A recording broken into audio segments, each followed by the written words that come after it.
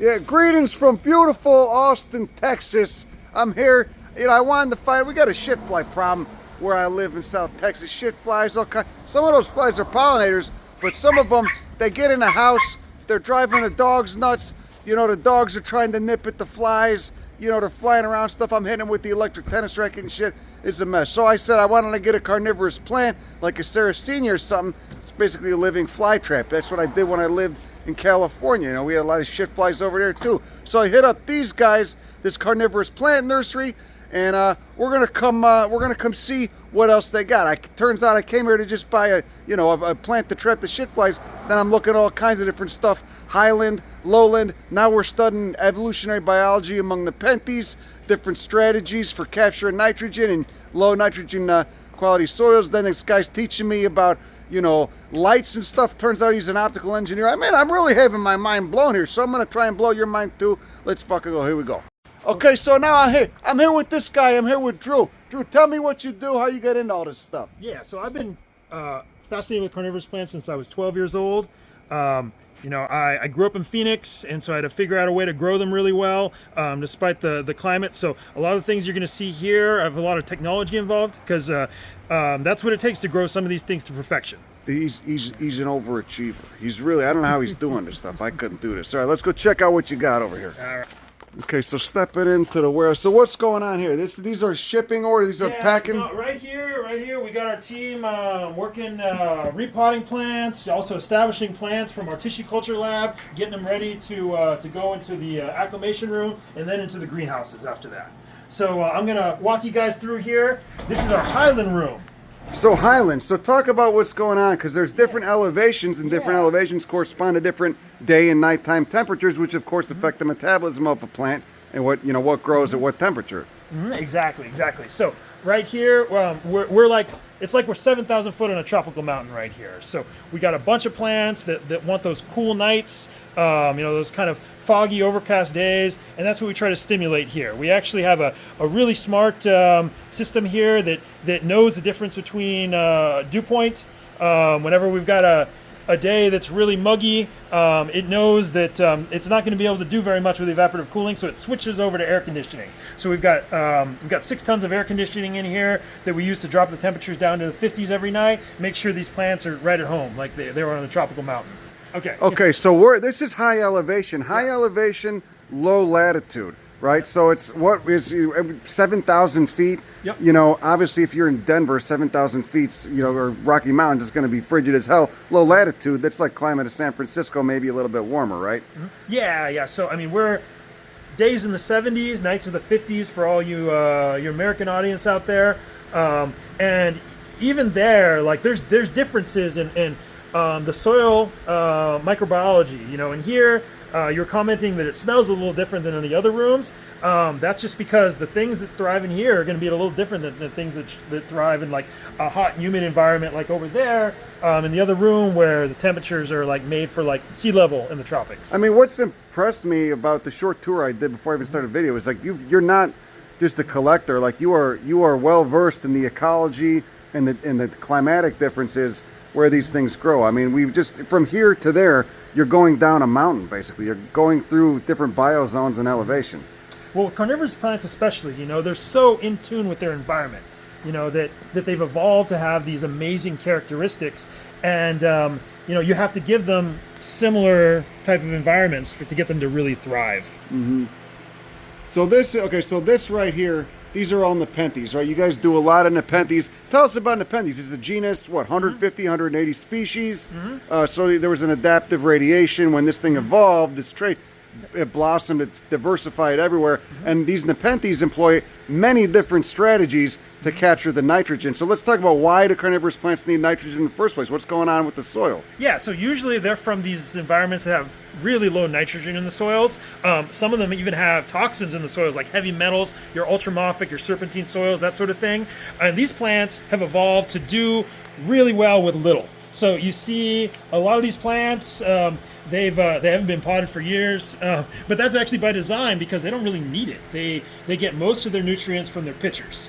They're also masters at salvaging old nutrition from the old growth and using that for recycling for new growth. So basically, these plants evolved carnivory because of the geology that they grow on. So what's going on? I know this is the Utricularia, right? Which Yeah. is, but it's a pretty odd one. So order Lamiales, the family's Lentibulariaceae, and it's got this nectar spur. What species is this that we're looking at here? You're looking at Utricularia cornigera. Cornigera, and where's this from? That one, I believe it's a South American one.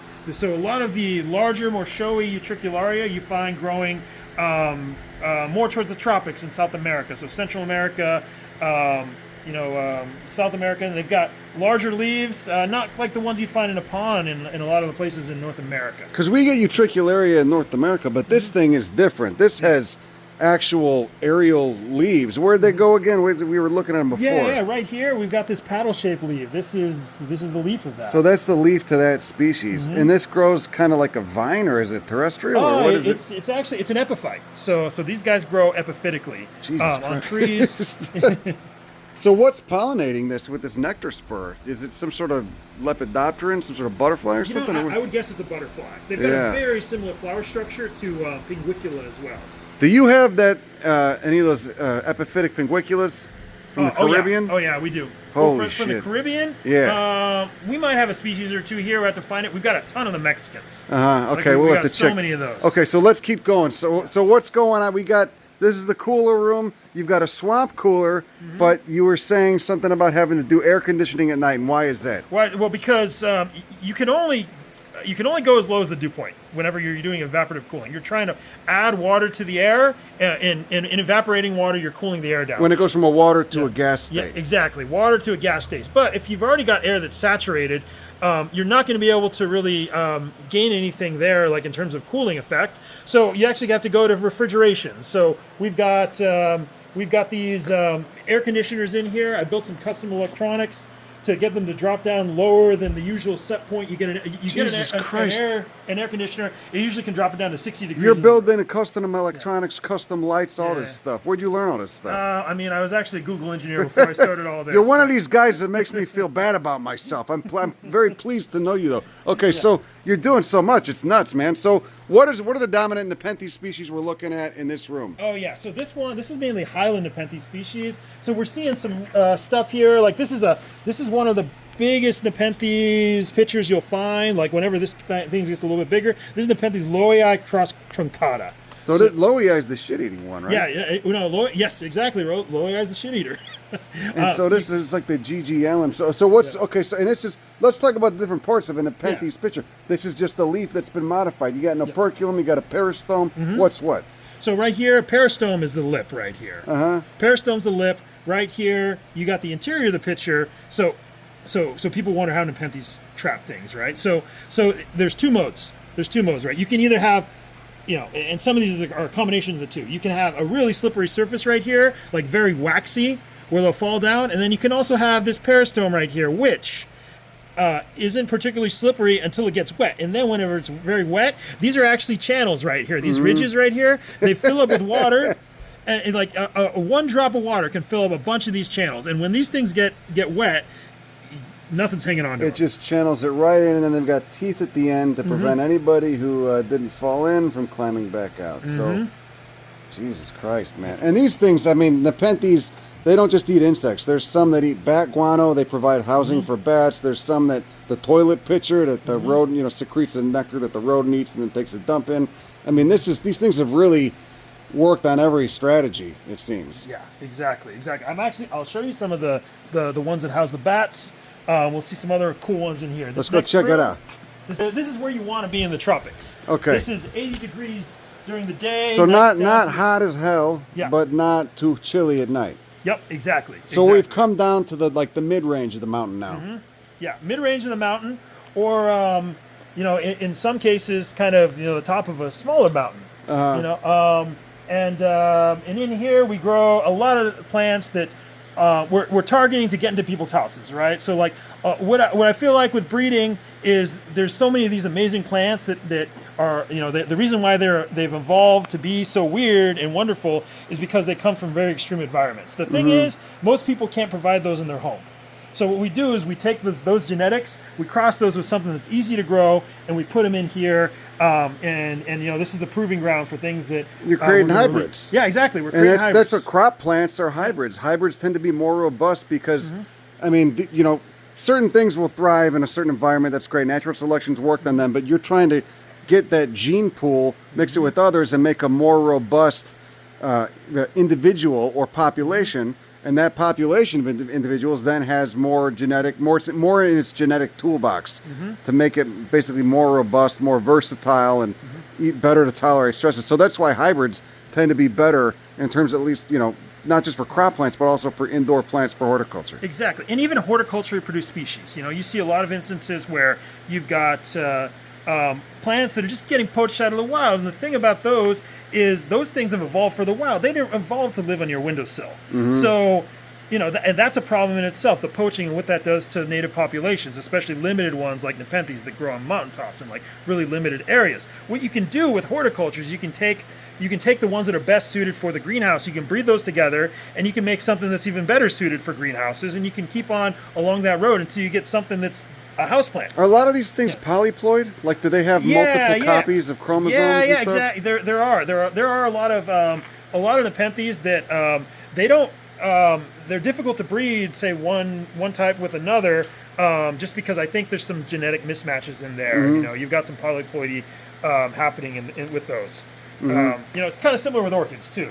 I was going to ask you about that with the poaching thing, because I know Wire just ran an article. I mean, this is a genus that the collectors love, and I think the collecting can be good if it gets people into nature, but there's some people who don't give a shit about collecting. They just want to own it. It's just got to be in my collection. I've just got to have it, right? So, but I mean, that's what I love about what you do. You're obviously not one of those guys. You know where all this stuff comes from, and the ecology behind it, and the evolution. So what have you seen? I mean, in terms of just the general scene of carnivorous plant collecting, I mean, a lot of stuff is getting poached. I mean, what's at work here? Yeah, I think social media has been a blessing and a curse for carnivorous plants. There's actually been some amazing new species that were found because people were posting this new thing. This was on the mountain, like in Brazil. There's this Drosera magnifica was actually found from an Instagram post, right? I heard about that. Yeah, that's amazing, right? And cool. But at the same time, social media can also connect people to people they would not regularly be connected with. And in this case, there's a lot of people who don't really appreciate how rare and beautiful these things are in their backyard. They'll go through, one machete chop, or one afternoon of machete chopping in an afternoon that can take out most of the population for some of these Nepenthes. Jesus Christ. Because some of these are restricted, very narrowly restricted. Well, think about it. Like, just in terms of area, you start out at the base of the mountain, you got a lot of area down here, but you go up and up and up where a lot of Nepenthes are. There's very little room up top, maybe a few acres. And some of these species, that's where they grow. That's the extent of the geography they can grow in. And what this is, you told me earlier, this is one of your favorite species. What's this? Oh, yeah, this is Nepenthes veitchii. This one right here, it's amazing to me because it's so colorful, and also it's got these hirsute pictures, like the leaves, all of that. That helps them actually generate friction to climb trees and other things, to allow them to go up and up in the canopy and to be able to flower, and attract pollinators. So one of my favorite species. This one's actually variegated. And so this, I mean, because I saw this and I was like, is it from a seasonally dry environment or what? Because normally you see hairs with dryness. Is there a dry season or what? Not for Nepenthes. Okay, so the striking thing to me is I've been all over the tropics. So you've seen a lot of these in habitat. Yeah. Over half the genus. And so what you usually find is Nepenthes grow in these areas that are a little bit wetter, which makes sense. Those are the areas where it rains enough, where the soil is getting depleted of nutrients. Right, so that's where they grow. If you can find similar ecological niches where orchids will grow, or ant plants actually, but you won't find Nepenthes growing sympatrically with a lot of ant plants. It's just because the ant plants want something a little bit different. They want something a little bit drier. In the Nepenthes, they generally are growing areas that are quite wet all the time. Okay, so now we're moving into the lowland area, right? And who's this guy? This is Anthurium magnificum. So this is not carnivorous, but this is just an amazing plant in itself. These guys are more understory plants. They grow really well in Nepenthes. So for you Aroid collectors out there, if you're ever interested in a carnivorous plant that grows in similar habitats or can thrive in a similar like greenhouse habitat, it's Nepenthes, right? Because Aroids and them very, very similar, right? This one, I believe it's a Colombian species, and it's got these big velvet leaves. The purpose of the velvet is actually to shed water. Like these guys are in permanently wet habitats. These leaves, they've got these little, I think they're hydrophobic. hydrophobic, It's yes. like a hydrophobic yeah, exactly. layer. It's No a shit. hydrophobic, like a lens. That can also contribute to the color patterns that you see on them too. Jesus Christ, that's amazing. Oh God, natural selection works it out, I guess, huh? Always, Jesus. So this is Nepenthes ampullaria. This is Nepenthes ampullaria. Yeah, Okay, this is one of my favorites. Holy shit, You that's find cool. this one in Borneo, also some other places in Indonesia as well. And actually, they just found it in Australia, northern Australia. So this one right here, it evolved to be carnivorous, but then it took the next step and it evolved to be omnivorous after that. So this one actually gets 70% of its nitrogen, not from insects, but from fallen leaf litter.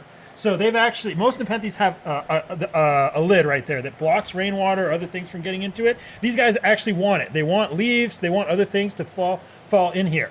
Okay, so and that operculum is that's the lid, right? Yes, That's the yeah. word for the lid. And so Yeah. these are just open. They're just saying dump it. They're just saying dump it in me. There you go. Yep, exactly. And these guys will form these mass carpets. You kind of see this thing's carpeting right here on the greenhouse bench. They'll form these big carpets in the wild. And this is from where? This Borneo. Borneo's the hot spot of diversity. Yeah, exactly. Huh? The Borneo and Sumatra, it seems, are the hot spots for biodiversity. Oh yeah, you can see the operculum has, or the peristome has changed. It doesn't have those ridges for those shoots for trapping. God, that's beautiful though. Look at that, that coloration. Caryophyllales, the same order as spinach, cactus, beets. God damn it. And so who are these guys down here? Those guys right there, those are some more Nepenthes ampullaria. We got a few hybrids right here. That's not ampullaria. No, that's not ampullaria. This one right here is a hybrid. I believe that's ventricosa crossed with ovata. So you got a Philippine species crossed with a Sumatran species. God, this is just...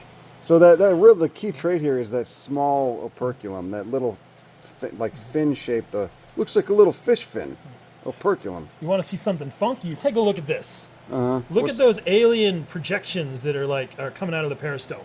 Nobody knows what the hell these are from. This is Nepenthes mirabilis, variety Echinostoma. Something's got to be keeping it there, though. Look at those little fingers that shoot out of the peristome right there. Is that some sort of attractant, maybe? What does it trap? And Nobody knows. someone's got to study that. That's Nobody fucking knows. weird, It's man. funky. So, Drew, there are a lot of people studying. I mean, you talk with a lot of researchers and botanists that study this genus too? Oh, or yeah. Yeah. No, I mean, there's a tight-knit community.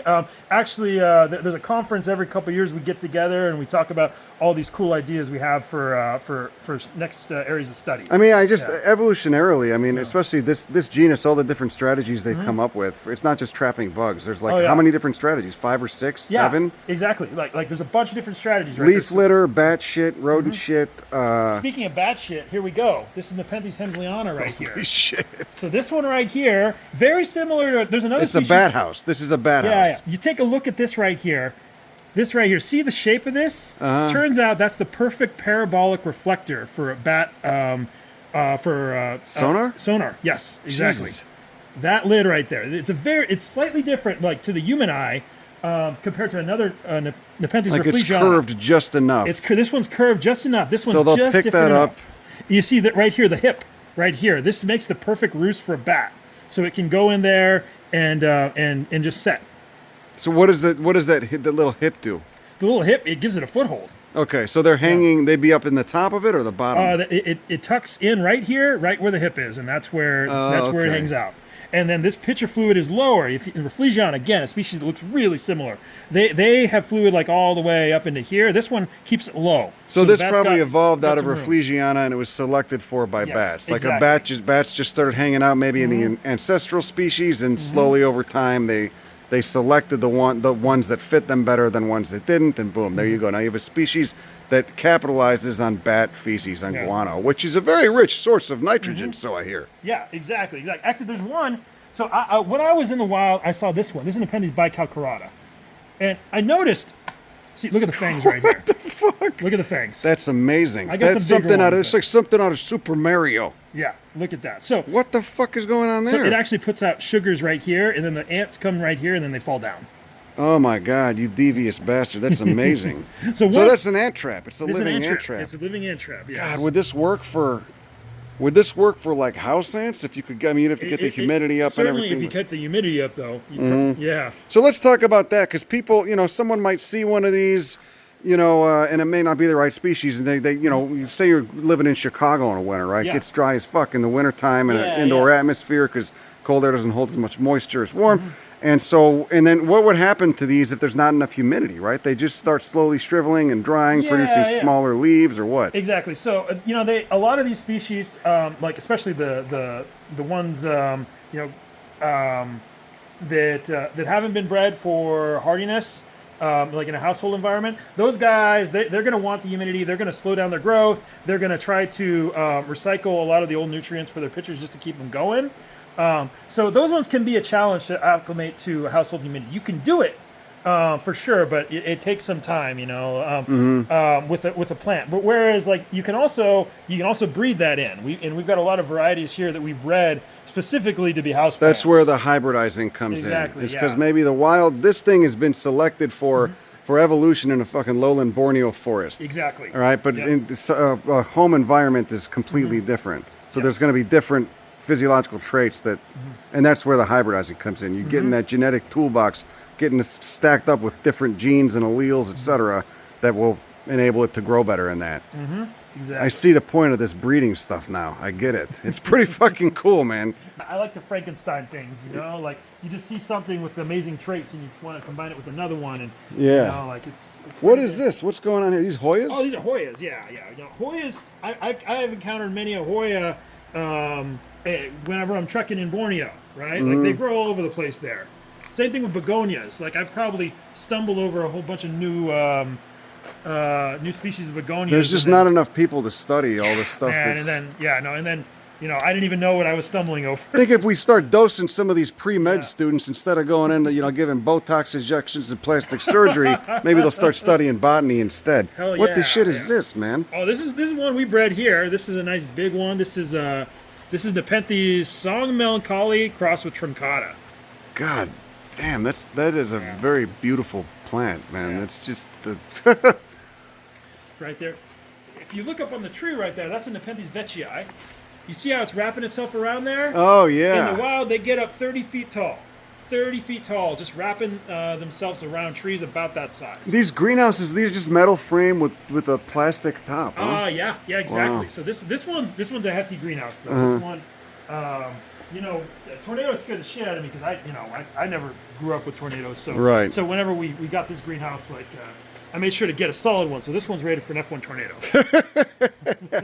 And this is the Sarracenia dungeon, our native analog to Nepenthes. No relate. Well, I guess this is Sarracenia. I think it's an order Ericales. They're not even the same order. Yeah. Just convergent evolution. Yes, it's convergent evolution. They're pretty distant. This is all our crop from last year. We do a lot of breeding. Again, like with the selection, we've grown a lot of things in Texas for a decade now, outdoors, just trying to figure out what's going to grow well for everybody. Even in arid conditions. So we breed a bunch of those together that have lasted a decade and do really well outside in Texas. And this is what we get, really vigorous, colorful plants. So Texas, you're dealing with heat mostly, and they just, as long as they're in water, even the cold though, like we get down to 10 degrees when those crazy polar vortexes hit our way, and we specifically don't bring our plants in because we want the ones that are going to survive. So what happens to a Sarracenia in a 10-degree polar vortex? Well, I mean, their native range there's naturally freezes, right? Right. But you get them up in Canada. Yeah, exactly. What is that? Purpurea? Purpurea, exactly. Purpurea. These ones right over here, Purpurea. Yeah, but they're going to die down. They go dormant just naturally, right? So they're living mainly below the soil during that time. Especially the old leaves, they're going to die down.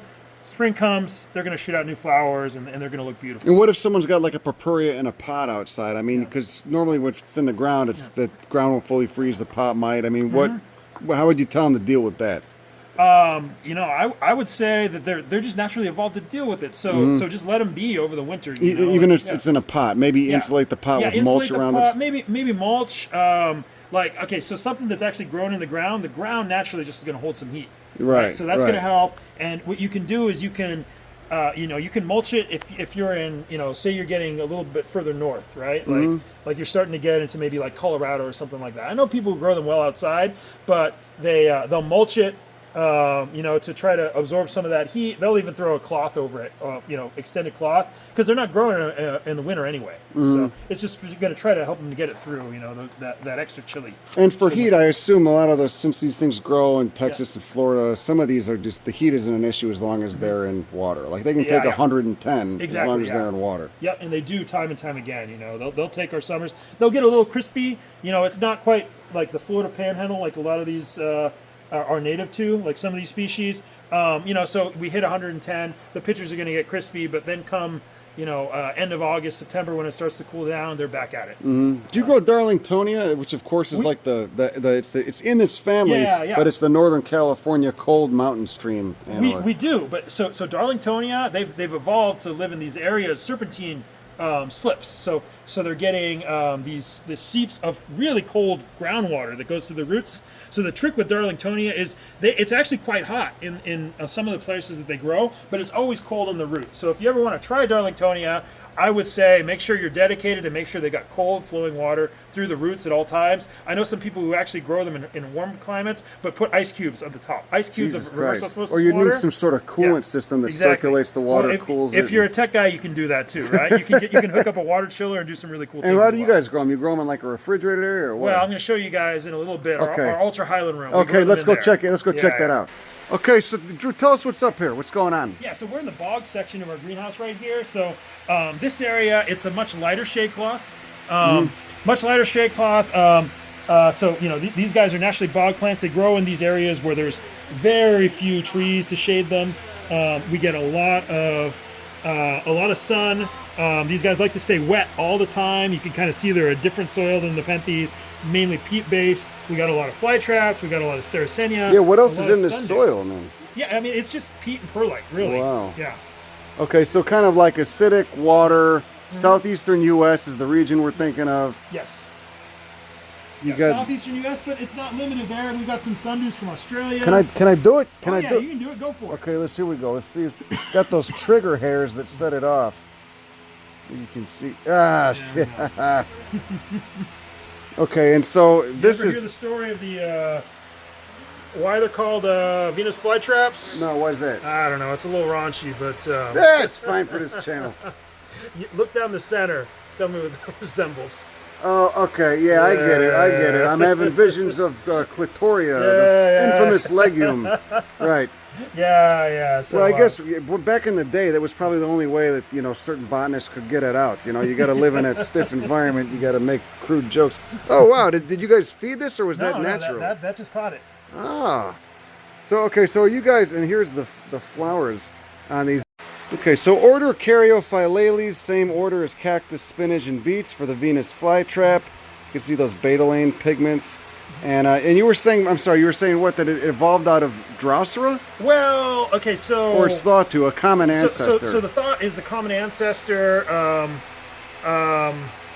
started where you had a plant that was in a wet environment that was similar to Drosera, and then those leaves slowly evolved because the rain would wash away all the dew, and so they started to enclose themselves, right? And, you know, it's been a long time since I studied this stuff. Yeah. I'm talking my ass It's here, fun stuff to think about, man. So are these hybrids, or what's going on here? I mean, it's a monotypic Oh, it's only genus. one species, so yeah, never mind. For fly traps, like these guys right here are different cultivars, right? And you can see kind of what's I was going to happening. say, they look so robust. Yeah, so this is a phenotype that got pulled out and then selectively bred. So this one has kind of shortened cilia right there. The hairs, or the teeth, I guess you call them, and then it's red. And does everybody see the trigger hairs? You can't just hit one of those trigger hairs on the inside. Oh, that's a mosquito in there. I love seeing that. I really fucking hate mosquitoes. And so you can't just hit one of those trigger hairs.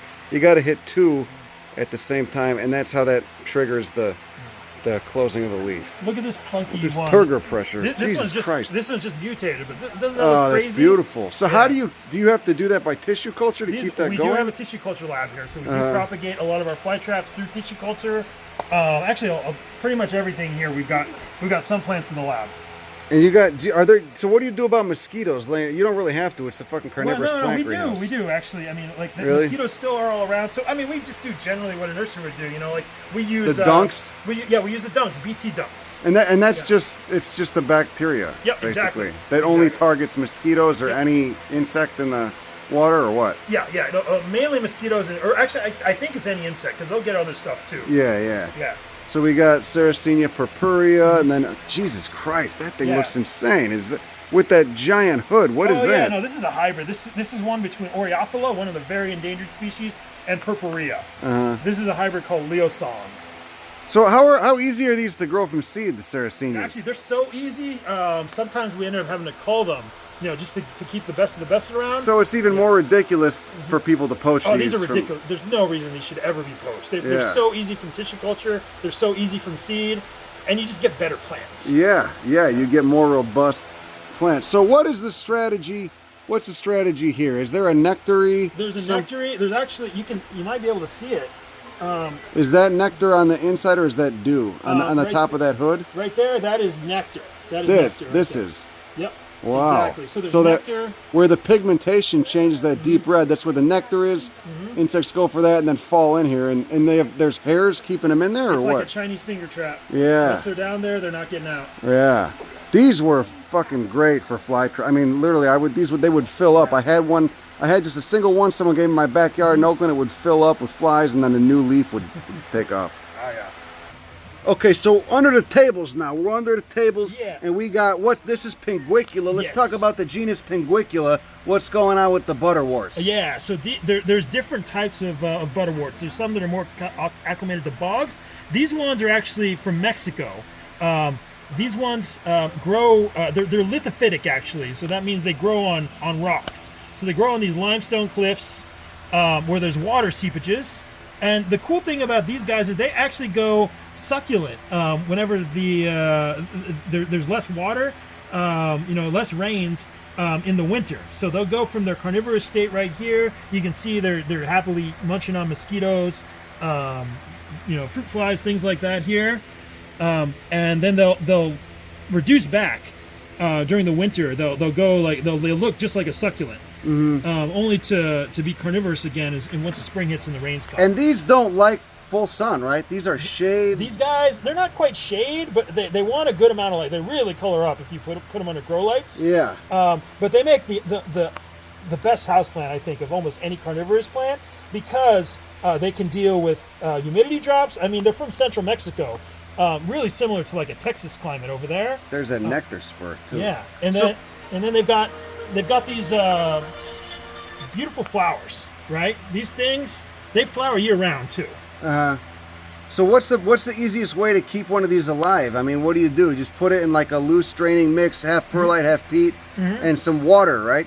Yep, exactly. So we have a loose draining mix. We do our Nepenthes mix. So it's perlite, long fiber sphagnum moss, and some cocoa chips. But they really like calcium because they're from limestone cliffs. Yeah. So we add a little bit of argonite sand, the stuff you would find at the fish store. Yeah. We throw a little bit of that in there, and it really gets them to pop. But you don't want a heavy soil, right? You don't want a heavy soil. No, these guys, again, they're lithophytic, meaning that they're growing on cliffs, in rocks. Another way you can grow these, I want to show you over there. We've got some growing just on limestone. One of my favorite activities is actually taking my kids out for hikes and finding funky limestone rocks that have little crevices. Let's go check it out. Yeah. Okay, so these are epiphytic and lithophytic carnivores right there. What species is that? So this is Pinguicula. Let's see. This is Elhersay right there. This is Moctezumie. This right here, I believe this is, it might be Javamensis. And so these are from like subtropical climates, but high elevation. Not necessarily high elevation. These are from central Mexico, actually. Oh wow! But they like a little. They're from wet places. That's why they're able exactly to. Right. So this is a limestone rock. So limestone's super porous. Right. That's where they grow. So they grow in these seeps where the limestone just stays wet all the time, and you can see their roots. You can see the roots right here. They don't put out much. It's just enough to anchor them into the limestone. And then this is a great fruit fly solution for a house. You got some nice hybrids. These are what? And it's beautiful because you could just take a tray of water, make it like an inch of water right there. put the rock on there, and you've got a nice little decoration. Oh, because it'll act like a paper towel since it's limestone. Exactly. It'll It just wicks suck it up. Yeah. It's amazing. It's my favorite pastime. I take my kids out for hikes, and we look for cool And rocks. you could put that in a kitchen window. They don't need it to get blasted or anything. Yep. Wow. Yep. Okay, so here we are. We're in the Aroid dungeon. I noticed the shade cloth is pretty intense. You said you got a 70% and an 80% shade cloth on top of it. Exactly. We're in summer mode right now, so they need to be very shaded. Because these are Aroids are understory Exactly. plants. Most Aroids are understory plants. So different than the carnivores, which are usually emergent species that are trying to grow like, top of treetops, things like that. Aroids in general, especially anthuriums, they're growing in the understory. Oh, you got an amorphophallus. Oh, this yeah, is all one leaf. If it's weird and wonderful, we got it here. And people ask, how is it all one leaf? Because there's no abscission scar. There's no abscission boundary where it can just fall off. The only spot that it can disconnect from the core. Where the fuck is it even? Jesus, isn't there? Yeah, so it's all the way down here. Oh, actually, this one's growing sideways. Holy shit. Yeah, this one's growing sideways. It fell sideways. That's another notable thing too. So this is the plant. It's in a 3-gallon pot. This massive leaf. How are they able to do that? They've got a giant core. It's just a battery down there, and that's where it stores everything. It comes up, it recharges with it's just solar recharges, right? Right. Photosynthesis. And they grow in very wet places. Yes, exactly. And then whenever it's time for it to go back down, it goes down. It forms an even bigger corm. It rests there for a little bit. So it's like kind of like an agave. It's just solar panels. Well, agaves are perennial, but these just non-perennial leaves, seasonal leaves, cooks up solar panels, cook up carbohydrates, stash them in the battery, leaf dies back over however many years, slowly the corm's getting bigger. When it gets big enough, what happens then? When it gets big enough, that's when it sends out its big flower. A 4-foot tall flower that smells like rotting meat because it's pollinated by fucking flies. Yeah, man. You ever encounter one of these things in the wild? Oh man, this thing smells. It smells like a dead elephant. Amorphophallus titan. Man, there's another species. What's the cognac? The common one? Cognac, yeah, that one actually grows in temperate places. You can actually grow that. In I had one in a greenhouse once back in Oakland, and I walked in there once. I thought one of the possum I feed died. Fucking thing stunk like hell. So. Yeah. This is another Amorphophallus. This is a cultivar. It's actually horticulturally bred. This one's called Leo Song. It's got this cool. They've all got badass patterns to the leaves. Speckling and modeling. Yeah. So the Aroid thing really took off after COVID. Has it died down a little bit? It has died down a little bit. I think, it's still really awesome. I've always loved Aroids, but like COVID hit, people got really, really into them, and so we started to really crank them out here. There's that hydrophobic thing you were talking about, huh? Just to shed. These are amazing, right? Like I said, they've got these cells that are like little lenses, but that's really to channel water off the leaves. So are those hairs? What is causing that iridescence? That iridescence is actually the light coming in at different angles on these like little lenses that are in there. And they're lens shaped to basically get the water off. Exactly, yeah. They're making channels. God, what is the annual rainfall in some of the climates where this grows, it's heavy. It's Anthurium, very heavy. Red crystal. So this is a hybrid. That's a hybrid, yeah. A lot of them they've been bred. We grow a lot of species, but we also grow a lot of these hybrids that again we want to add something to them, right? If you're doing hybridization, you want to add something to what already came out of the wild. Yeah. Okay, so here's the grow room. We can notice that the shade cloth is tapered off. Need a little bit more light here. What's going on here? We've got our Nepenthes seedling area here. So these are pitcher plant Nepenthes. Those pitcher are baby plant Nepenthes. seedlings. Yep. Those guys were sown this year. How old is that? So it's probably about like I said, it's probably early this year, like January, something like that. Yeah, actually, maybe a little bit older than that. I'm looking at the tag. All right, so these are a little less than a year old. Wow. Okay. And so when do they start to really take off? I mean, when would you expect them to get larger, like decent size? Like how long does it take? So we can get one from seedling to about 3 inches across in about 18 months. So that's taken a lot of trial and error and figuring out what works. We hit them with special fertilizer regimens that are enough where it can help them along, but not too much where it's going to really burn the leaf. So how do you fertilize the carnivorous plants since they've evolved with all these other strategies for getting nitrogen? Really carefully, right? So the best way you can always do is just feed them bugs. That's the way that they're naturally going to respond the best. There's actually studies with Nepenthes that says that whenever they get fed into the pitcher, it actually stimulates root growth. because the plant's thinking, all right, now I got now I've got something to use to grow. Let's send out some more roots. Let's grow bigger. So they budget, right? Exactly, they budget. They really are the masters. I mean, these things are really. I mean, I don't know if you'd call it intelligent for a plant, but the thing is, like, they respond to their environment so well. So you've got a Nepenthes with these little tiny pitchers or whatever. It's kind of etiolated leaves. Say a tree falls, then suddenly those pitchers are going to explode. They're going to be colorful. They're going to be big. They're going to be like the ratio from the pitcher to the leaf is going to increase, and that's because the plant's making a bet. It's like, well. Like right now, I can trap some big things. I can get a lot of nitrogen, and then I can grow more quickly. So you see that in cultivation too. We've got these grow lights in here. A lot of them are dimmable. We specifically have These are the ones you made. Yes, exactly. So we've engineered Christ. these. We actually can just adjust them with dimmers, and so we'll grow them a little bit lower light whenever they're younger. They can't take as much light, but then we want the pictures to really pop and color up and show something like this. Right? So these are dimmable LEDs, and so what are they at right now? What light levels are you keeping them at? We talk in terms of PPFD. Not lux. Yeah, not lux, because lux is more for your eye, right? Right. Like when the weighting function for your eye, kind of, it peaks out in the green. PPFD is more of a, it's just looking at the spectrum that plants are reactive to. So that's how many photons are coming at it per a certain amount of area. God damn. So and for PPFD, what do you use for these guys? So these guys, Nepenthes, between 100 and 400 is usually good for them. So if you speak in terms of like shade cloth, that would be around, 70% shade cloth. There's a 50 to 70% shade cloth. If you're an orchid grower and you're talking about foot candles, that's probably like 3,000 to 4,000 foot candles. And what is in terms of sunlight? What is sunlight on a July Texas day at noon? On a July PPFD. PPFD. Yeah, we're talking about thousands. Okay. We're in the thousands. Thousands of, yeah, okay. 2,000 plus. Jesus Christ. Sure. Okay. All right. Cool. Just so we got a scale. All right. Yeah, So these are at 100 to 400 when they're young, and then when they get to adult size, you ramp that up or what? When they get to adult size, we want those pitchers to be nice and colorful and big. So we'll grow them, we'll ramp them up, we'll put them on more the 400 ppfd end, or we'll hang them high up at the greenhouse here where they're getting lots of light, and you can see the colors that pop out. Wow.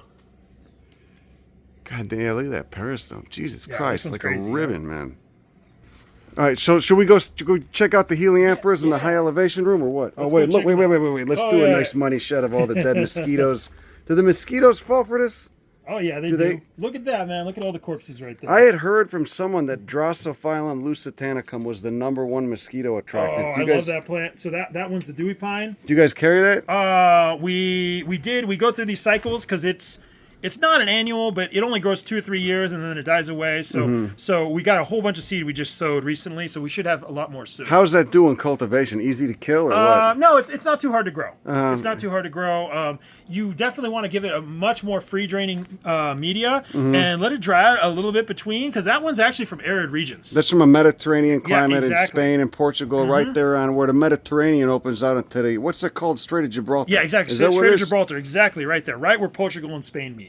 Jesus, well, who are these? What Nepenthes is this? Oh, right there. That is that's one that has been bred specifically to be a good houseplant. This is Nepenthes Diana. So this is easy. Yeah, this one's easy to grow. This is easy, hard to kill, easy to grow. What's a good spot for a kitchen window? Kitchen window would be awesome for this. Maybe a porch and under an oak tree or something. Exactly. As long as the temperatures are between like 50 and 90, these guys will be golden. All right, but in South Texas, you wouldn't want any of these to be full sun in the summer, right? Probably not. It'll fucking roast them. It'll roast anything. Yeah, probably not. I don't know. You'd be surprised. There's we had an employee here at one point who was growing a Nepenthes ventrata outside. He had a chain link fence in the backyard, and he was just letting it go into the chain link. It covered the entire chain link fence. Yeah. Where, in Austin or where? In Austin. And what happened in the winter? What did he take? I think it just so happened there was a few mild winters where we didn't get those nasty freezes. That's cool. And it was able to survive. Yeah. Let's look at the beautiful swamp cooler. So this is just what is this material here? I've always wondered. It's basically like reinforced cardboard here. And this, all we're trying to do here is we're just trying to be able to pass water in an area where the air is moving. So the air hits, there's water in the pads, it naturally evaporates, it raises the humidity in the air, and it cools down the temperature. And it's liquid to a gas state, takes energy, cools down. Same thing that plants do, which is why it's so shit for brain to devegetate an area before, which is what they do where I live. They just devegetate it before they sell it. You know what? I love that when I ask you a question, you've never once said, you know, I've never thought about it before. You have like a fucking answer for everything. I love that. You actually think about things. It's amazing. Okay, so let's talk about what we're doing here. Sorry, I'm sorry to bother you, by the way. So what are we doing here? Well, this is an XR. It's short for X-plant room. So I don't know if you got to see the lab yet. Not yet, but we're going to go over there. We'll show it. So things come out of tissue culture. They come in here. This is the acclimation room, kind of. Pretty much. The idea is to maintain full humidity. Since this is when they come out of tissue culture, they're adapted to basically full humidity. You have to give them time. What is that? New growth is producing fewer stomata, exactly, or just adapting to more arid relative humidity, more arid conditions. And there's a cuticle, because there's usually not a cuticle from tissue culture plants. They don't need one. Cuticle's the waxy layer on a leaf. So okay, and so this is what. So there's no cuticle. I didn't even know that. There's no. Why would you need one? Right. You're 100% humidity in there. Right. And so you're giving them time. So what do you guys do? 100% humidity, and then slowly turn it down over a series of 2-3 weeks, or what? Exactly. A little longer than that. You know, it's over a cycle about 8 to 12 for a lot of plants. Oh, wow. Some a little bit longer. Slowly turn the humidity down, and then get them ready to move over to the greenhouses. And tissue culture is good for a lot of these cultivars. If you get a phenotype that you may not get true to seed, if you get seed of that plant, the tissue culture is a way to ensure you keep getting that same clone, basically, right? Yeah, exactly, right. It's a way to really economically produce a lot of plants that that otherwise it'd be really hard to produce. Right, definitely. So what do we got in here? A lot of Nepenthes. We got a lot of Nepenthes. Some pings. Yeah. And we got some Ethereums back there. We'll have to switch. Okay. See, Karina's our ping Did you guys have you guys had a real Ridgely, you said, right? Oh, we do have a Ridgely. It's not very big though. There's probably nobody else in Texas that has a real Ridgely. That's the weirdest carnivorous, one of the weirdest carnivorous plants. It's pretty awesome. Okay. We'll let you get back to work. Sorry, thank you. Okay, so now stepping into here, this is the high elevation room, right? This is a cooler. This is like this is what's the temperature here, and what's the lowest it gets? It never gets never gets above 75 degrees in this room. So the way we did this is we just took a room. We used wood that could hold up long term to a wet environment, and then we've got closed cell foam insulation here. We even have the floor insulated underneath. So this is foam insulation, man. You're like Gustavo Fring. You thought of everything, man. Holy shit. Yeah. Well, I mean, my background is in physics and biology, so I love how the two connect. There you go. For real. We need more people like you, sir, and you're kind and humble. So that's pretty remarkable. Okay. Anyway, let's get back to the. All right. So this is again low latitude, higher elevation, right? That's where most of this stuff comes from. High altitude Borneo. You got some Heliamphoras from the Tepuis over there in Venezuela and Guyana. So what are we working with here? What's going on? Oh yeah, so we've got mainly Nepenthes that grow at higher elevations, and then we've got Heliamphora from the Guyana Highlands as well. This room, we're dropping nights down to the 50s. It's got constantly high humidity in here. And so we're growing a lot of these species that are really exacting to their temperatures. The goal here is for conservation purposes, we breed a lot of these plants together and create really good horticultural plants to increase genetic diversity, and then distribute those around the world, collectors, botanical gardens, all over the place. We've got collaborations with a lot of places, like UC Berkeley. We took a plant. We had a collaboration where we took a plant that's on the brink of extinction, Nepenthes clipiata, and we created a bunch of seeds, and now we got a lot of genetic diversity in our lab. So this is like one way to reduce poaching pressures. I mean, if something is affordable and easily to purchase online, why go through all the trouble of going to poach it and risk getting caught? And I mean, that's basically what they were doing when all the Dudley poachers were active in California. The idea was just to flood the market with easily grown affordable Dudleys, so people would stop ripping them off cliffs. Yeah, I mean, even more so than that, it's like you get a better plant from breeding. You take two things. Two horticulturally grown plants, and then you cross them together, and then you can actually select the ones that are even more vigorous. So at the end of the day, you go a few generations deep, and you actually have something it would be way better for people to grow in greenhouses or household environments than anything you could ever get out of the wild. So you guys grow, and to get those select hybrids? You have to grow like a bunch of something, and then what do you do with the ones that you would otherwise culled? You throw them out, or just give them away, I mean, for sell them cheap, or what? things like that, like, you know, there's honestly, there's so few that make it up to adulthood, things like that. We don't really cull. You kind of, you know, they're just not going to make it. Wow. You know, so like we still keep a lot of them around for genetic diversity. We'll sell a few off. You know, there's really skilled growers that can grow those off, get them up to maturity. You know, so, you know, but we're constantly thinking of kind of what the next step is for a lot of these breeding projects. How'd you get into all this shit really quickly? I mean, not really quick, as quick as you can, I guess. Yeah, I mean, honestly, I grew up in the desert, and I know that's a beautiful, unique place, but, you know, to me as a kid, it's like everything's almost dead around me. Like I'm interested in the tropics. I'm interested in, you know, really beautiful things that, you know, have these unique characteristics. So I got into this. I've been doing it. It's been my lifelong passion since I was 12. I've done a lot of things, but, you know, this is the thing that still captivates me. But what about carnivorous plants specifically that got you going? I mean, you know, I love hearing these stories because with everyone it's different. There's always something that just really worked on them, you know? You know, I mean, I think it's the beautiful nature of their evolution to be a plant, but be, you know, I think you can't, there's not a better example for me of something that has adapted to its environment so well, to go from plant to, you know, to eating. They're not supposed to be able to. Nothing's supposed to be able to to grow in soils that have no fucking nitrogen, that are so devoid of nitrogen, whether it's ultramorphic or heavy metals. I mean, and that's why I like deserts too. Same thing. Plants aren't supposed to grow there, but they figure it out. Exactly. And it's kind of a testament to the beauty of life and the beauty of evolution, and then also philosophically my place in it. You know, how I fit into it. And I love learning I'm insignificant and that I'm just part of this grandiose fucking network. You know, I can see it with this too. They've really evolved a strategy here. And it's happened amongst so many different lineages. It's pretty fucking remarkable. It's amazing. It's amazing, right? Like I'm amazed every day by these. And here's the thing: why I did this in the business, because when I have a plant like this and I show it to somebody, they could be the most apathetic, uninterested person. I see this little light in their eyes go off, like, you know, it's like they're a kid again. Isn't that nice? Isn't that nice? It's amazing. You see that kid again come out. Exactly. You see that kid that just wants to play with roly-polies in the backyard. And suddenly the investment banker's gone, you know, for a little bit. For a little bit, yeah. There's very few things in this world that I think can disarm somebody as quickly as something this amazing. All right, well, on that note, let's move to a more crass subject and talk about the plant that eats shit. Oh, yeah, let's do that. Okay, so here we go. Let's tell everybody what this is. All right, this is Nepenthes Louie. Lowe's pitcher plant. This is one that's in Borneo. And you can see right here, this looks like, well, I don't know what it looks like. I don't know. Yeah, it looks heinous. I definitely wouldn't put any in my mouth. I'll put it that way. But well, this right here, this is actually a sugary exudate. This plant produces this to attract tree shrews.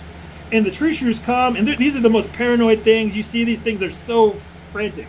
Well, they come here like 4 times a day or more. They jump on the pitcher, they lick the sugar right there. And then every once in a while, they'll crap into the pitcher. They're so excitable they take a shit. Exactly. Are they marsupials? Do you know, or is they're not marsupial actually? Yeah. That's these are western. I love that you know that. I love it. Once again, I've never thought about that. No, you know. Okay. Oh man, we got to talk about Wallace line. All the differences between right. around west and east. Yeah. Anybody curious what the Wallace line is? There's a PBS Eons episode on it. Watch it. It's amazing. Yeah. That guy, awesome dude, amazing scientist. So, anyways, so right here you'd have tree shrews, you know, you have skid marks all over this in the wild.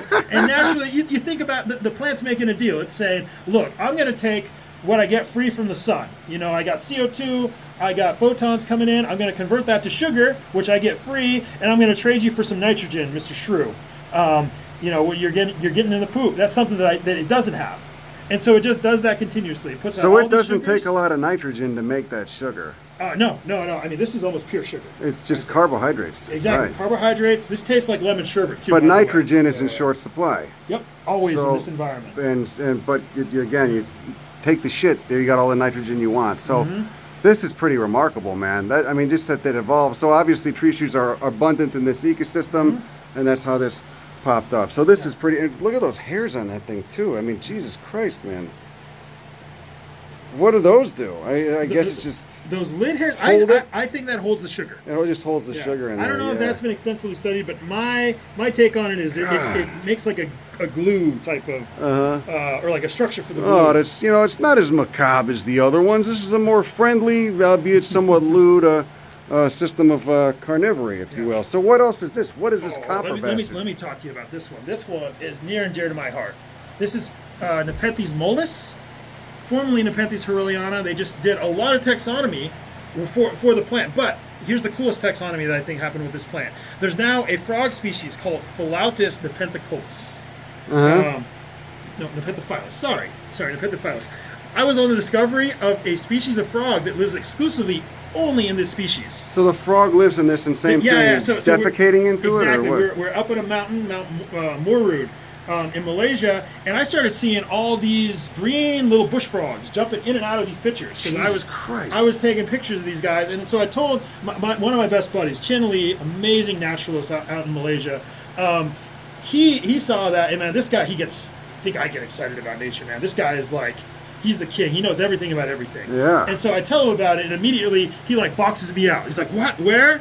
And the second we got down off that mountain, he calls his herpetologist friends, and they go up with him on an expedition, and they realize not only are the frogs living in the pictures, but the tadpoles are as well. They've somehow Jesus evolved Christ, get the fuck out of to here. live in this acidic environment where they're just naturally they're defecating in there. You know, it provides them shelter. Yeah, the enzymes that have to be in there to break down the fecal material is fucking nuts. And they're doing it. They're just, Jesus.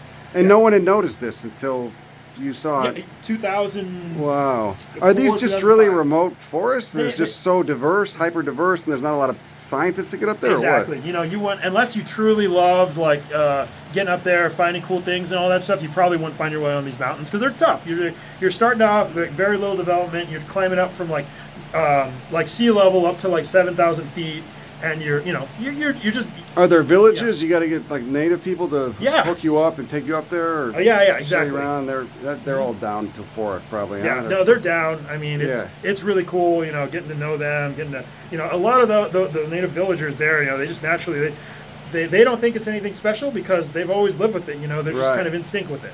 Yeah. But they definitely appreciate it and love it too. Yeah, they love it too. But I'll say this, you know, it's like they don't really think it's so special. So it's not like they wouldn't travel around the world to go see a lot of these plants. You know, it's been in their backyard the whole time. Probably like me, whenever I grew up with saguaros in Arizona, I had a saguaro in my front yard. I didn't think it was that special. Right. And it really is. It makes you wonder how much of this stuff is. I mean, if you how long ago was it you discovered this? This was like 2000. Let's see. Actually, no, I misspoke earlier. It was like 2009. So 15 years ago. Yeah. And the rate of deforestation there is fucking insane. How much stuff has been lost already? I mean, we don't even know. Yeah. We probably don't even know. That's just it's insane to think about. Okay, well, we're moving along. It's the asteroid will handle that for us. Yeah. Let's go. Okay, so let's what do we got over? Oh, look at those. Let's take a look at these. Look at this. These are some toothy species. This is Jesus Nepenthes, Christ. the Nepenthes edwardsiana. Here we got them in two color forms right here. We got a red and we got a golden. And what's the evolutionary strategy here? Is there something? Here, so it has not been proven out. This one grows really in very remote locations. So hasn't anybody actually published a study on this? But the thought is this: they've got these hooks. And they grow in these areas that are actually a little more drought prone than other areas. The thought is the dew every night condenses onto these hooks, and then it falls into the pitcher, and they actually can absorb water quite readily in the pitcher. So that's the thought right now. So they're just absorbing water, but where's the nitrogen coming from? So I mean, they're still trapping things. You see these. And it's dual purpose, right? So, like for example, I found that like whenever we're dealing with these and we take cuttings, the common knowledge is like eliminate as much transpiration as you can from the plant. So chop the leaves, chop the pitchers. I found I get a lot higher strike rates if I keep the pitchers on and I actually am watering through the pitcher. So they have an ability to absorb water. Exactly, they've got an ability to absorb water as well. God, how does that work? Without roots, just through stomata, or how are they? I mean, not through the stomata. Well, I guess stomata in a sense, right? Like the areas right here that digest nutrients, they can also suck in water. Yeah. They're from a pretty dry place, or seasonally dry place? Seasonally, I think I've seen this in the wild a few times. I have noticed those habitats seem like they get a little bit drier than other Nepenthes habitats. Yeah. Wow. Okay. Cool. And you got all these. These are the breeder signs for what you're keeping as a stock? Exactly, yeah. These are small plants that we're keeping for breeder stock for the future. Okay, so these are one of the coolest psychedelic-looking carnivores I know of. They're related to Sarracenia, order Aracales, order of blueberries. Sarracenia is the family. What's going on? This is Heliamphora, right? Heliamphora. So these are from the Guyana Highlands, mainly in Venezuela. These are the tabletop mountains. You know, they rise almost like they're like cliff-facing islands, and they look like that Exactly. Miyazaki. Who's that guy? That Miyazaki movie, the floating castle guy. Yeah, They look like something out of that. Oh, I mean, yeah, they're yeah, like islands. yeah, they're exactly. islands they're islands in an ocean of lowland jungle. Exactly. And they're cooler and cold. They're kind of chilly, foggy, extremely wet, right? And so, what's the strategy here with the form? What's going on? The form right here, these guys very similar, and actually related to Sarracenia from the Americas, right? So they've got this nectar spoon right here. It's self-explanatory. It fills with nectar right there. You get flying insects that come and they'll sample a little bit down there. But then this is actually very slick right here. There's downward pointing hairs. So once they lose a foothold here, especially when it's wet and rainy, they're going to fall down in here, and then after that, there's no getting back up. God damn. And again, the tepuis, the geology there is that quartzitic sandstone, which is very nitrogen poor. So a lot, it's just basically like leached sand. It's like it's basically like a sand dune. Like there's no nutrients in a sand dune. So same thing. But these are just So are these species or hybrids or what? These right here are species. That's Heliamphora nutans. can That's one of the see few the that you nectar, could man. actually hike up to see. Out of the 25 or so tepuis, there's only 2 that you could actually hike up. All the rest you got to take a helicopter Jesus up there. Christ. There was that Alex Honnold movie where he climbed up there to go look at the front. Yeah. But these need cool temperatures. I mean, you yeah. can't get above 70, 75 with these. True, there is one species that grows in the lowlands, and we're working with that to hybridize it to make a better plant. But for the most part, these guys are growing like 8,000 foot on top of the tepui. They're going to need cool temps. Yeah. 70s during the day, drops to 50s during the night. The thing is, these guys, they like it bright too, so that's a hard combination to get. Oh, yeah. High humidity, cool temperatures, and bright light. But that's where your lights come in. So what do you Yeah. keep these at? So 400? These ones are above 400 at all times. Yeah, 400 ppfd. So bright ass LEDs. These are the dim. And you made these lights. Yeah, yeah. You So sell these lights. Floor wave lights, yes. So I'm an optical engineer. I did it way back in the day. Stop! I can't hear this anymore. I'm just a degenerate. I'm fucking 40. I just shout at plants for a living. Okay. Anyway, keep going. I'm sorry. Yeah. No. So these guys right here. I've always wanted to grow plants indoors, right? And when I was a kid, no matter how many lights I put over my Venus flytrap, I could never get it to grow to look right. Those big fluorescent tubes, the T12s, even the T8s that you had, like 20 years ago, they just weren't efficient enough to put out a lot of light To without mimic like, the taking southeastern coastal plain of Yes. like North Carolina. Exactly. Yeah. Right. Yeah. So LEDs are on the scene now, and these guys literally 10 times as much light for the same amount of electricity Wow. that came out of those old school fluorescent How the bulbs. fuck do you figure out how to build your own lights though? That's Well, just. honestly, it's just putting some things together, right? Because there's already LEDs for a lot of industrial purposes. It's just figuring out configurations where they're going to be good for like grow rooms and things like that. So these are all waterproof. These are all Wow, waterproof. Jesus. You wouldn't want to mess around, with anything that wasn't in a Right. greenhouse. Just really efficient, and these ones are specific for shelves. You want to have a light that's it's not. Yeah. like How do a you got them? Oh, supernova. you got the zip ties. Yeah, I mean that's just our configuration. Yeah, right here. yeah, We've got yeah. some fancy hangers and things like How that. much do you sell these guys for? These guys, $100? In around $100 for this version, but we've got some other versions that are a lot cheaper, same specs and everything. Or I mean, slightly dimmer, but you can daisy chain and all that stuff. $30-$40. And this insulation is how thick is that? This right here is 4 inches of insulation. But So that's those 110-degree Texas days. They're fine oh, in yeah. here. Yeah. No, like we rarely. I mean, I'll say these ACs don't kick on as much as you think. Yeah. Okay, look, we got one more guy to check out this weird over here. Let's go take a look. yeah. Okay, so these Cephalotus follicularis. I've seen this in habitat in West Australia. Oh, amazing. I was trying to figure out what photos to put in the book I got coming out.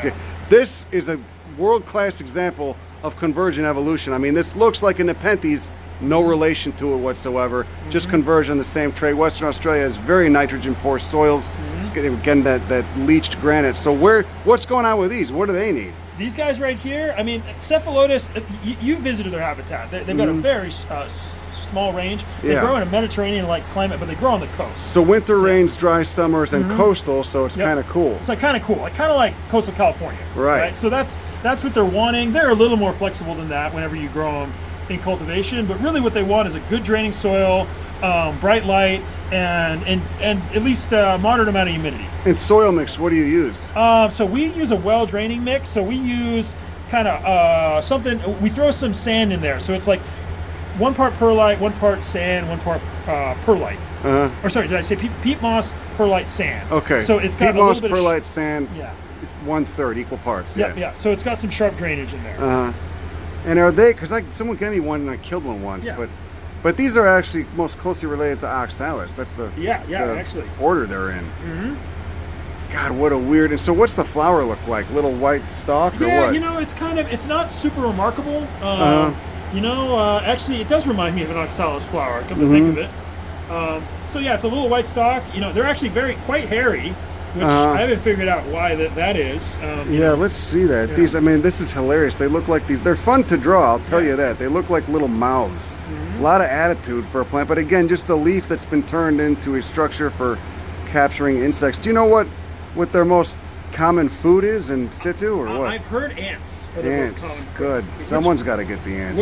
Which makes sense because they've got these little ladders, similar to Nepenthes. They've got these wings right there and then a ladder. Oh, they make it easy for them to get up there. That's Yeah. nice, yeah. And then they've also just their normal leaf. What's their normal leaf look like? The normal leaf looks like, so they've got these leaves just for photosynthesizing. Yeah.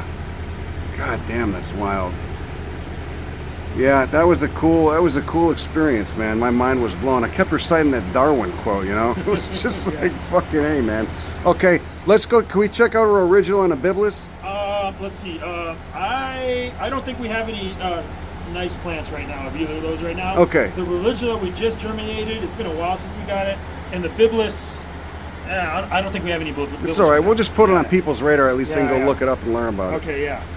Okay, so let's talk about this one. Equally cool, Drosera regia. Yes. So Drosera is all over the world as a genus, and it's again in Caryophyllales, the spinach order, beet cactus order. So what's going on with this species specifically? Drosera regia. This is the king sundew. So these are the, in theory, the biggest sundew out there.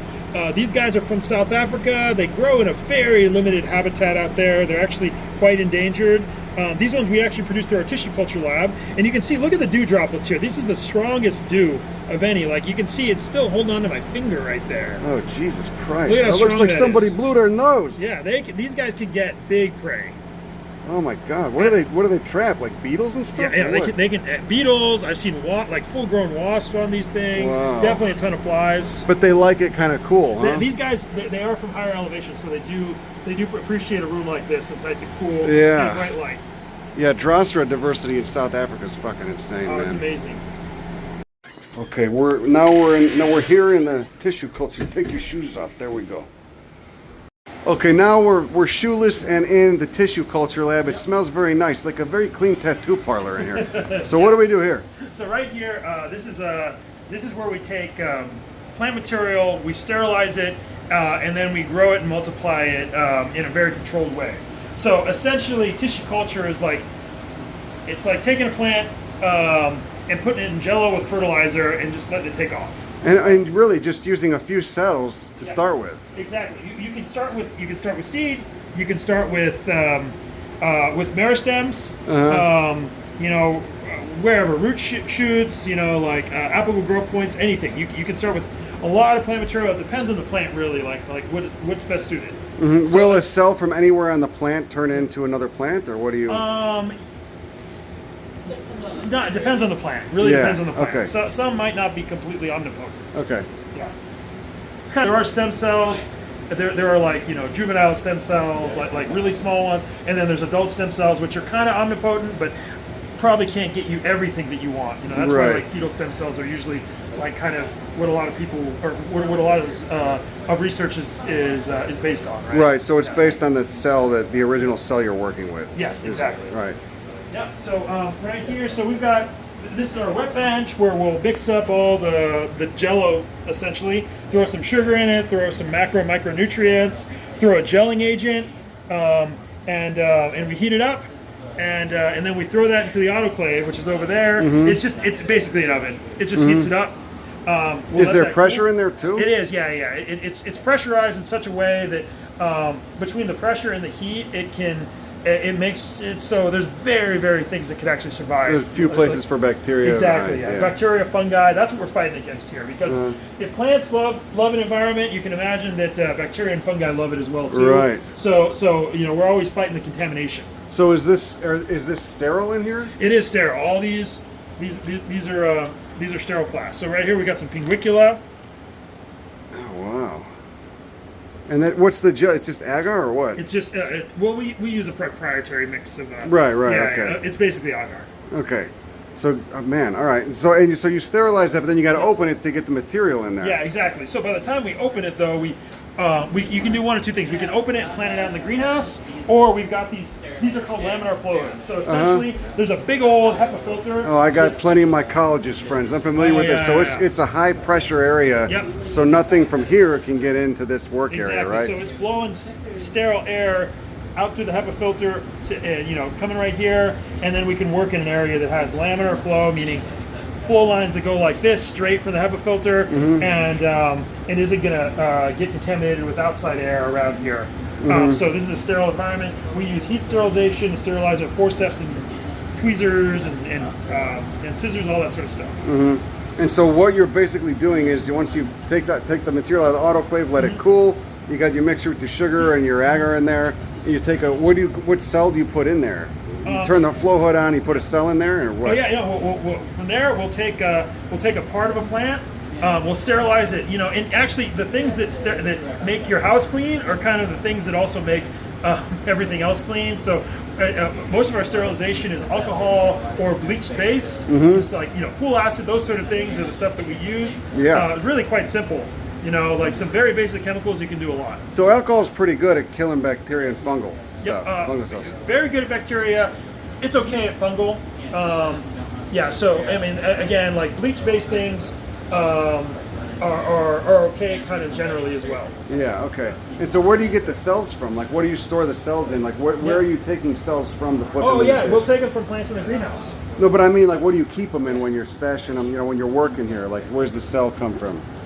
Where's the cell come from? Yeah, like you got a little collection jar with the cells in there. How do you put them into the petri dish? Oh yeah. I mean, it's literally like a leaf part or something. Oh, like really? That. You would just go cut a piece of a leaf? Yeah. For some of them, it's simple, like Pinguicula, for example, right? We just take leaves. We just take a leaf pole. Do you sterilize it in any way, or what? Exactly. We'll throw a leaf pole in the bleach. Yeah. We'll throw a leaf pole in. So the bleach doesn't alcohol. harm the leaf. It doesn't harm the plant. Well, cells. it does. See, the thing with tissue culture is you want to hit it just hard enough where you kill everything, all the stuff you don't want, but not so hard that you're killing the plant material. Killing the cells, right? Yeah. Okay. Yeah. So that's generally the balance that we try to strike. So then put it in. Once you get it in there, then you move it to where? Over there. Yeah, put it under lights. So let me show you our grow room. Okay. Right? So we got a few plants over there.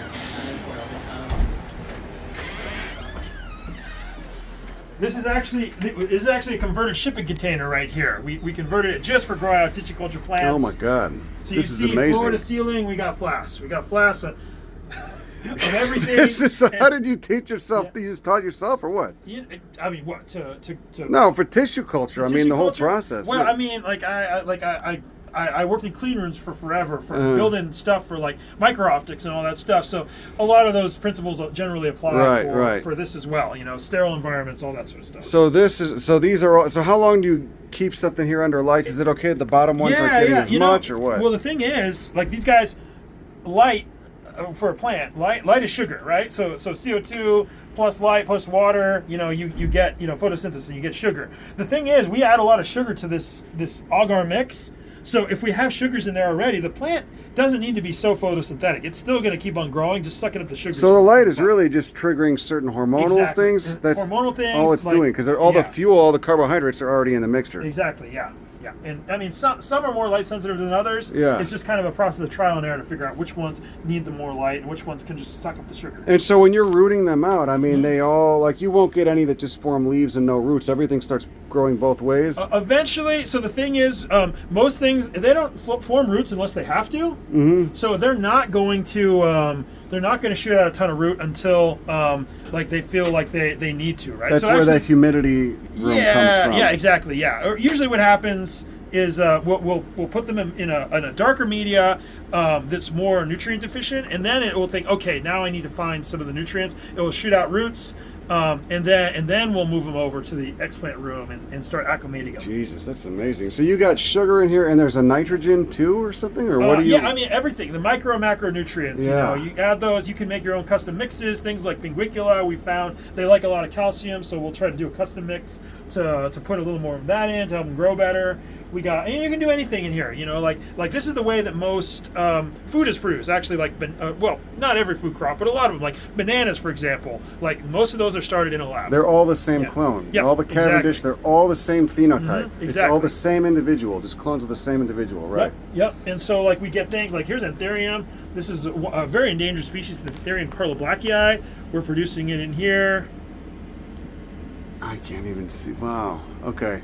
Carloblacki. So this thing is, yeah. And you can just grow hundreds of these things. Exactly. We've got hundreds in here right now. Will there be any diversity? You just use different plants or what? Well, I think this jar is all the same clone, but we have multiple Carloblacki clones. So we just distinguish one clone from the other, called clone A through F or whatever. God, this is amazing, man. So how long will they be here until you can put them in the other room where they slowly get acclimated? Generally, I mean, it depends on the species, but as a rule, we try to evict them by the time they're 18 months. Okay. So we'll try to get them up to size and then plant them out. There are some really slow-growing species that will take longer. Some other things that grow like gangbusters, like flytraps, Pinguicula, those things are really fast. We can get a turn cycle in like 6 months. Okay. And so I know it's like 65 in here. You keep it kind of cool? Yeah, we keep it kind of cool. It's just really so temperature control. We want to keep a nice constant temperature to just allow them to metabolize as they want to instead of How long have you guys been doing the tissue culture for? Tissue culture, I've been doing this is about a decade long in. Wow. Yeah. God damn. Yeah. This is really impressive. Man, all right, well, I know you got to go. We got to go too. Thank you so much for everything. Yeah, thank You're you blowing so my much, mind Javier. here, God damn it. You know, I owe you a burrito for this. Seriously, next time I'll take you out for pizza. So thank you so much, man. Sounds Appreciate good, it. man. Sounds good. Look, okay, so they said I got permission. So this is for Nepenthes, most of you guys use this for. This is a Nepenthes mix, and what is it? It's just perlite and sphagnum and then bark? Yeah, that's it. Just feels so wonderful and fluffy. God damn. Yeah, it's 2 parts perlite, 1 part bark, and 1 part sphagnum. Long fiber. So this is a lightweight bark for Nepenthes, and this is a thicker bark for Aroids with a little bit more organic material and bark fines. Is it just fir bark or what is it? I think Orchid bark and cocoa chips. Okay, thank you guys for having us, by the way. Thank you for tolerating me, and I appreciate it very much. Thank you. And so I'm just admiring your soil mixes here. Nepenthes, Aroids, a little bit lighter and fluffier, a little bit darker and more organic with the fir bark in there. All right, thank you both so much. Everybody so much. Thank you. Yeah, Okay, Karina here is going to show us. Now what are you doing here? This is a transplant from the tissue culture lab that you're putting in a pot. And what's going on with the roots? the roots, they just look kind of funky. We have dyed so we can tell the different media. So they got the that's tissue part. culture gel, and wow. Yeah. And so that's what that is. So these things are just ripped and ready to go, and then you'll just be potting them in a flat, or what do you do? We do, like for the smaller ones, we do the cell trays, Uh-huh. and then the bigger ones, they'll get individual pots. And will these then go into that acclimation room, or? Yeah, they're gonna get domed, and then once they're ready, we take off the dome. They'll get fertilized too. These guys are hungry. Yeah.